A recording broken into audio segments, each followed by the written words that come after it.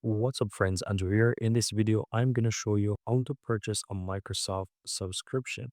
So if you ever need to purchase a subscription, you want to head over to the Microsoft official website, so Microsoft.com, and create an account if you haven't got one. Once you create an account, you can always go ahead and sign in. So you sign in, click your account on the upper left, and just click My Microsoft. This is basically going to take you into your account. So you click the link there, which is going to redirect you into your Microsoft account. Now, once you're inside your Microsoft account, you will see on the upper part, there's an option to change your password and an option to get Microsoft 365 subscription. So you can easily get a subscription by clicking here. It's going to pop up on your window.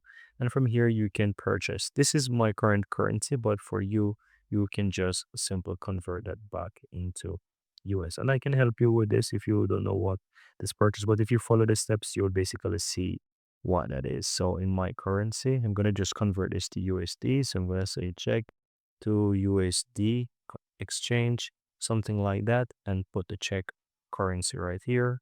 And you can see that is just about 263 US dollars. So that's the equivalent for the year for what you're seeing right here. And so that's basically it. So this is the yearly payment and you save up to 17%. And this is the monthly payment that you will see right there. And so guys, this is how you can do it. You can scroll down and you can see what is entailed in each of these subscription that Microsoft offers. And yeah, whichever one that works best for you, you can go ahead and purchase the subscription directly from within your Microsoft account.